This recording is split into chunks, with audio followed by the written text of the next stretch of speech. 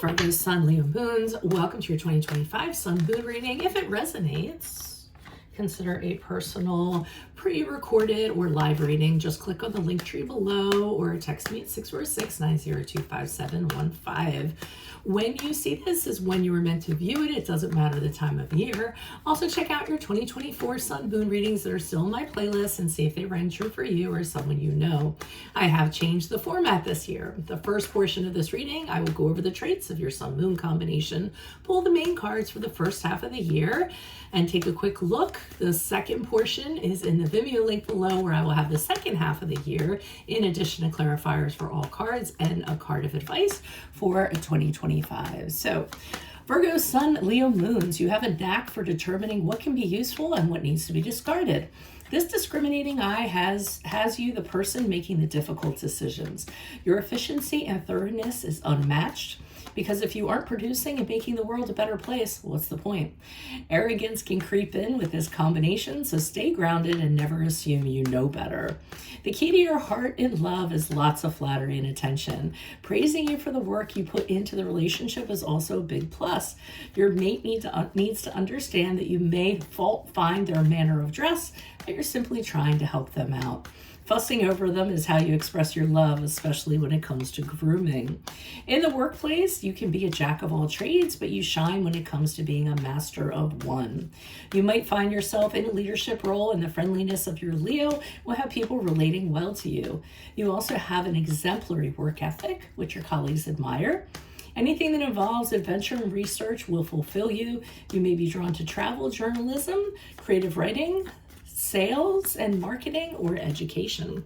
So let's see what's going on. Holy Spirit, angels, divine guides, universe, can you please spread your truth, your wisdom, your clarity, and your insight for Virgo, Sun, Leo, Moons for the year 2025? What do you see? What do they need to know to reach your higher ground, making closer to universe and closer to divine? Can you please show me January and February for Virgo, Sun, Leo, Moons? January and February, we have the Ten of Swords in the upright. What do we have for March and April for Virgo, Sun, Leo, Moons? We have the Nine of Swords in the reversed. Also, look me up on Facebook, Instagram, TikTok. Like, share, subscribe, donate, or refer a friend in support of my efforts. That is always greatly appreciated. And for May and June, we have the Queen of Cups in the upright. So it looks like sort of a lesson that you learn in the first half of the year. I'm seeing in January and February, something happens, something ends. It is the Ten of Swords, so that's typically the ending of a cycle. And usually it's not very pleasant. It happens very suddenly, or you are in the, depths of despair, or you weren't expecting it, or sometimes you feel like you're betrayed. Also, you've been stabbed 10 times in your back, which is just a very graphic card, by the way. For me, it's one of the more graphic cards. You pull it out and people are like, oh, what is that? But, it's pretty much, it's definitely a slump. It's definitely the bottom of the bottom, having to crawl out of the well, so to speak, feeling defeated, or, like I said, backstab, or having failed in some way. Now, I feel as though when you get into March and April, you're kind of bouncing back pretty well. Leos are really known for doing that. So emotionally, you might be able to just be like, well, it was a setback, but going to kind of keep on getting on with things, because the Nine of Swords in reverse is when you don't have this stuff kind of weighing you down anymore. You start having this hope. You start to feel a little more lifted in your spirit. You don't feel as desperate as you did before. You feel like you can reach out for support, and have people kind of helping you. But the mental aspect kind of goes away. You don't have the anxiety, the depression, or anything like that. So it does look like you're bouncing back pretty well in March and April. And then I feel as though, because of all this, and that's why I said the lesson kind of happened, I feel as though you're really pointed towards loving yourself and pouring, emotional support into yourself, and almost being like, I'm almost thinking of Iggy Azalea, baby, I got me, and that's all I need.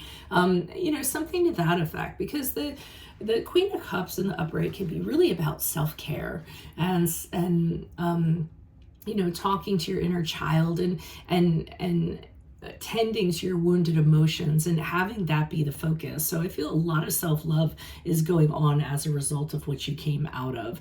And you know, you could very well come out of it a better person as a result of it. We'll see that in the Vimeo reading for the second half of the year. But for right now, that's all I have for you. If it does resonate, consider a personal pre-recorded or live reading. Just click on the link tree below or text me at 646-902-5715. Otherwise, make sure you click on the Vimeo link below. I will pull the second half of this reading in addition to clarifiers for all the cards and a card of advice for 2025. Also, check out your 2024 Sun Moon readings in my playlist. See if they ran true for you or someone you know. And then finally, look me up on Facebook, Instagram, TikTok. Like, share, subscribe, donate. Refer me to a friend if you possibly can. That's always appreciated. Otherwise, Virgo, Sun, Leo, Moons, I will see you in the Vimeo reading. Adios from Veronica Garnett. Bye.